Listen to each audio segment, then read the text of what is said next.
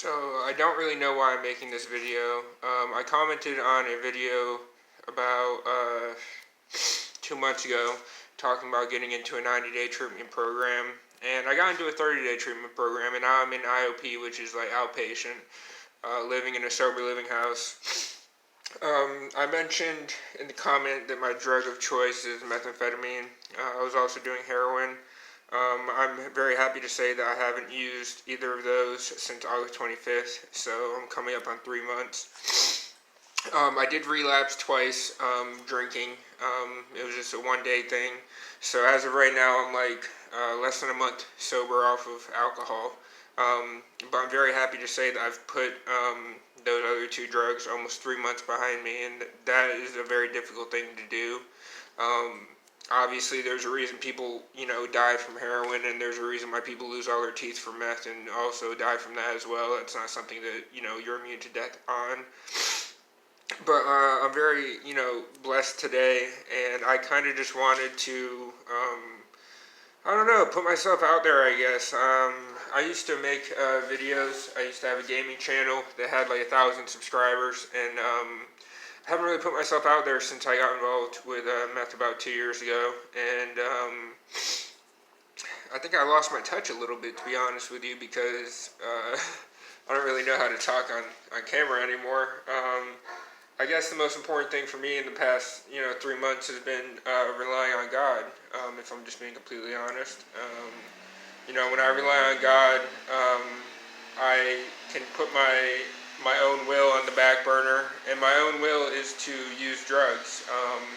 I've been abusing alcohol since I was about, I've been drinking since I was 14, but I've been abusing it pretty hard since I was 16, drinking every day by the age of 17. And then I started smoking weed, and I kind of stopped drinking as much. I was still drinking, just not as much. But then I started doing Benadryl, and I was doing about, 100 to 125 Benadryl pills every day. And what that does, it makes you trip. Don't try it. It's not really that fun. I don't really know how I did it for that long. I really need to quit smoking too, but that's a whole different conversation. I did that for about 9 months, and then the next 3 months I was abusing acid and mushrooms every day. I was doing like 5 hits of acid a day and half an ounce of mushrooms a day together. And then one Christmas day I did mushrooms at my parents' house, and they found out, and then I overdosed on Benadryl 2 days in a row. And then I moved to Oklahoma. I was living in Florida at the time. I moved to Oklahoma, and I met my ex-girlfriend like the first day I was there. And I didn't plan on staying in Oklahoma. I was living in my car, so I really just planned on going around the whole country because I had already been to Detroit and Georgia after the overdose. But I met her in Oklahoma on New Year's Eve, and we really hit it off, so I stayed there. And I stopped doing the Benadryl because I was afraid to die. But I started drinking and smoking weed every day. I was doing both every day while living in my car, driving around drunk and really crossfaded. Really not a good idea, but I didn't really realize I was an addict at that point. I should also point that out. I didn't really realize I was an addict, and so I didn't really see a problem with it. And I was hanging around really only one friend, and he was drinking lean. I didn't get involved with that ever, thank God. But I lived in my car for about 5 or 6 months, and then with my tax return money, I got an apartment, which was good. I was still drinking and smoking every day, but with an apartment, I could find a job, and I started doing overnight stocking at a local grocery store named Crest. Anyways, I ended up getting a second job at a restaurant, and that was in like August of 2018, and that's when I discovered ecstasy. When I discovered ecstasy, I started doing that every day. And there's meth and ecstasy usually. I didn't realize that at the time, but I really liked being up. I really liked the dopamine rush and being awake and alert for long periods of time. So I started doing that every day, and I stopped drinking and smoking as much. I was still drinking, actually I was still smoking every day, but I stopped drinking as much. And then something happened at both my places of work. At Crest, I lost that job for punching my boss in the face. I was on ecstasy. That's not an excuse, but you definitely can have anger problems on that. And then I lost my job at the restaurant for trying to fight a party of 20. So that was also something. Um, so after I got fired from both those jobs, I went to Colorado, and me and my person I was living with, my buddy, we're not buddies anymore, but we bought some weed and we brought it back and we started selling it. At this point, I'm doing ecstasy every day. I'm smoking every day. And then we got into a fallout, me and my buddy Lance, and I haven't talked to him since then. I kicked him out because he wasn't paying rent, but I should have kicked him out. It was the middle of winter. But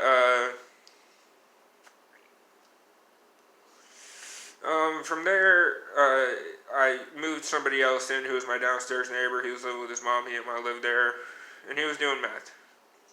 And he said, "I'm doing meth at work," and like 8 days in a row, I was like, "Dude, that's not a good idea. Like meth is like really bad. You know what I mean?" And so I remember exactly. It was the 8th day. I said to myself, let me put that out. I said to myself, how bad could it be?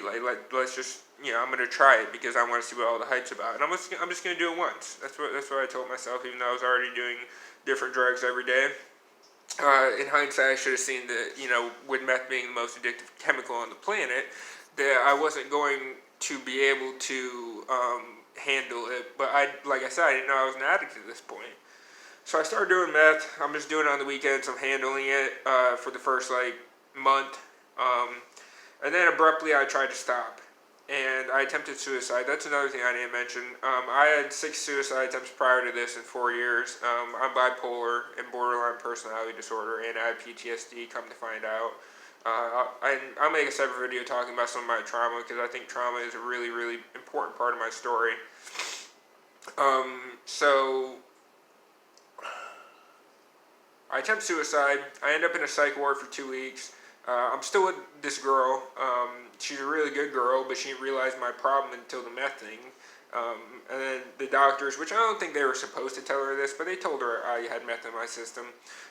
So after that, after the suicide attempt, this was I started doing meth in November of 2018.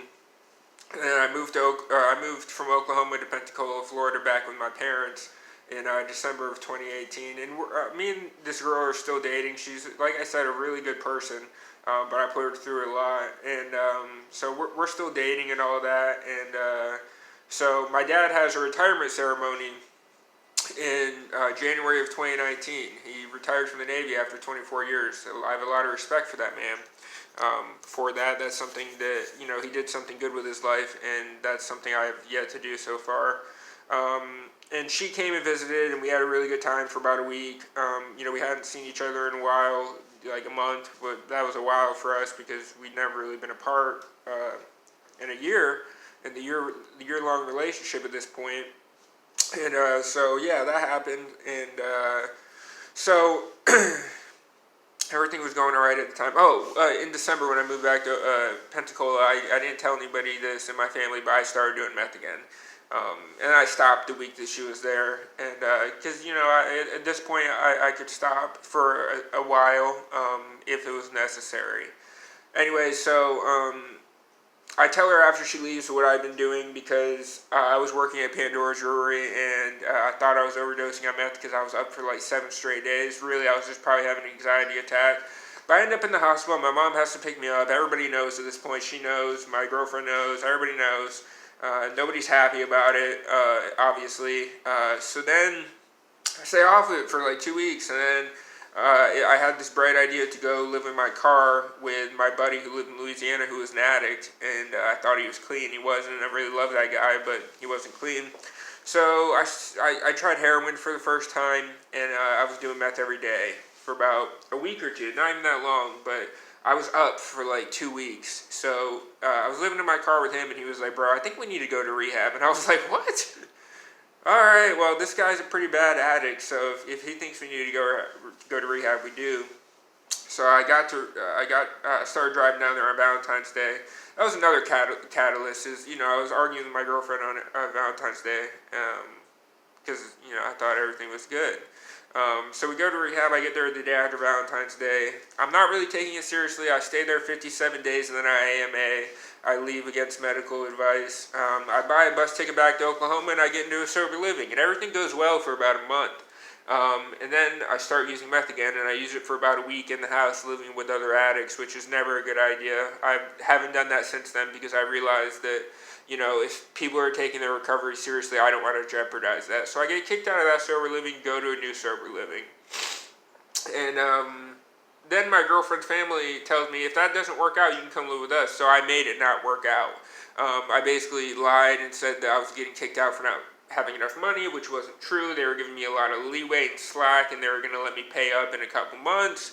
But I lied, and I went and lived with my girlfriend's family, and she has her own house, but her family let me live with her, so that was cool. Her mom, her dad, and her little brother, who was like 13 at the time.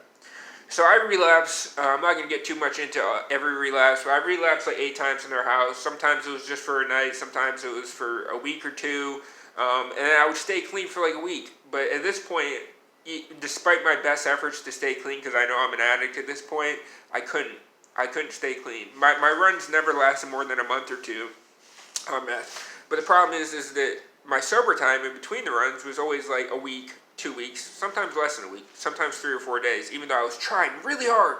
I was trying really hard, me. And so eventually I decided to move out. Actually, before all that happens, my dad dies. He was driving a motorcycle and he died pretty much instantly. Drinking may have been involved. I don't know. Who knows? It's impossible to know at this point. But he dies, and I go to rehab for the second time on September 6th of 2019. I do like 55 days there. I get kicked out for trying to fight somebody. I'm a hothead, I'm bipolar, whatever you want to call it. So I get kicked out of there, and then I stay sober 110 days. So I doubled up my time pretty much because I got kicked out after 55 days, and I stayed sober 110 days. And it was amazing. It was probably the best time of my life. But then I get the thought in my head, I could do it one more time. Anyways, I'm in the bathroom at a gas station for like 4 hours, just getting high, and I kept on hearing somebody come in with their keys jingling, and I thought it was a police officer, so I kind of got like stuck in the bathroom, yeah, so that happened, and my girlfriend came and got me because they had a tracker on my phone, and my phone had gone dead, and I told her I went to an AA meeting, and she texted the guy I was supposed to go with, and he was like, he's not with me, so she came and rescued me. The cops came right after she came and got me, so that was lucky that she basically rescued me. So after that, I'm still living with her parents. I relapsed on December 20th, right before Christmas, and then also my sister was getting married on December 27th. So I stayed sober for Christmas and for my sister's wedding, and then like pretty much immediately as soon as I got back, I've relapsed. And then, so 2020 has been an interesting year for me. I've been to 3 residential treatments. I have been to 2 IOPs and 2 PHPs, which are lower levels of care. And so in 2020, I relapsed a lot. I kept on trying to get clean. Like I said, I couldn't stay clean longer than a week or two. So I go to rehab after a only 8-day run, but I used over an ounce of meth in 8 days, which is a stupid amount if you know anything about drugs. It was really enough where I should have been dead, and I was also using PCP and cocaine and MDMA. No downers at this point. I think I had done like a couple Percocets here and there just to try and go to sleep, but it wasn't successful. So I get to this rehab in California in April, and I've been up 8 days. I'm hallucinating. I'm seeing shadow people. I'm scared out of my mind. They somehow pick me up from the airport and get me there, even though I was completely delusional and had no idea where I was. So I go to the rehab. I stay there about 50-something days, which is my MO apparently, and I ended up leaving on my own, buying a plane ticket back with the unemployment money I was getting, and I gave most of that money away. I was buying gifts for people, because I was, in my mind, I was like, if I relapse, I don't want to have a lot of money, but that's not a good mindset to have, so I bought like a $400 baby shower gift for my friend. I was buying stuff for everybody. It was very generous of me, but probably not for the right reasons. So I ended up relapsing after like 66 days. So I only stay sober like 2 weeks out of that program. Get kicked out of my sober living, and now it's June, and I relapse, and I go living in hotel to hotel with my buddy of mine. Long story short, that lasted like 2 weeks. I was up every day because I don't know how to handle meth, apparently. Some people can go to sleep every third day. That's not me. And I end up getting the shit beat out of me, like literally beat to a pulp, headbutted on the ground, elbowed, and I get my car stolen. Basically, it wasn't really stolen, but I thought it was. I let my buddy borrow it. It just ended up breaking down at a gas station, but I thought he stole it, so I tried to fight him, and he beat me up. And he took my phone. And my shoes. So I walked all around Oklahoma City and Edmond barefoot on the 4th of July. I had like burns on the bottom of my feet. It was terrible. And the cops kept on stopping me because who wouldn't? I'm barefoot. And they were like, do you have anything on you? And I'm like, does it look like I have anything on me? I don't even have shoes, dog. And so they kept on letting me go because I didn't have any drugs on me. What are they going to do? They can't arrest me for walking around barefoot. Hi. And my girlfriend came and picked me up after I walked like 15 miles, and she took me to her parents' house. And I thought they were all talking about me, which they probably were. But so I ended up trying to walk back to my girlfriend's house, and I got probably like 6 miles. So I'm walking like 20 miles high on meth, super dehydrated, looking for meth on the ground because I'm hallucinating. And then she took me to treatment again, my second residential that year. I went to Texas from Oklahoma, stayed there for 30 days. I finished the program there, and then I relapsed like 2 weeks later. I relapsed right around the time of my dad's birthday, which is August 12th. And then I only make it 2 weeks. I'm using meth and heroin. I'm getting sick because if you use heroin longer than 3 or 4 days, you're going to get sick when you don't have it. So I'm getting sick. I'm doing like a ball of meth a day, which is a lot. I was overdosing on meth every day, overdosing on heroin like once or twice. Not really overdosing, just not. I didn't get Narcan, so I didn't overdose, but like nodding out and burning myself with cigarettes. And I was over amping on meth, which is what they call an overdose, where I would just get stiff, my heart would beat super fast, and I'd pass out, which is not what meth is supposed to do to you. So I go to treatment, but this time I actually had a place to live. I was living with my friends who were addicts, and I had food money, I had food stamps, and I had money. So I didn't have to go to treatment this time. This was the last time I went to treatment. I really didn't have to. Nothing bad happened. But my girlfriend had broken up with me. This is after dating for 2.5 years. She'd finally had enough, and I was spiritually bankrupt this time. I hated myself. I really did. So I go to treatment. I'm there for 21 days. I'm really upset over the breakup. I'm very codependent. So I go back out. I try and kill myself with Benadryl.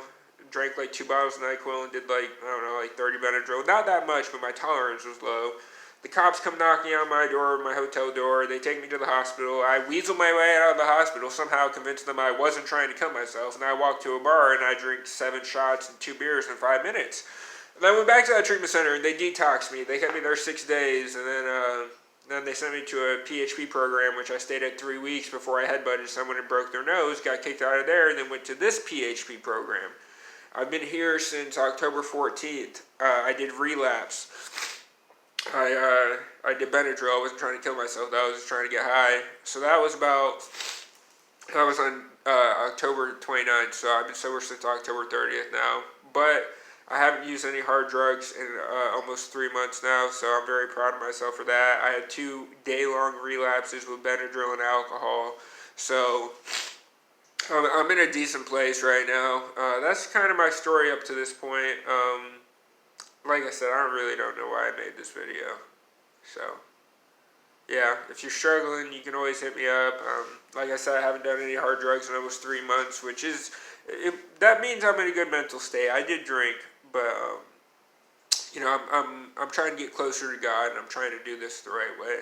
So, I don't know, comment, I guess, if you want to. I don't know. I really don't know why I made this. I guess something just told me to. Anyways, peace out.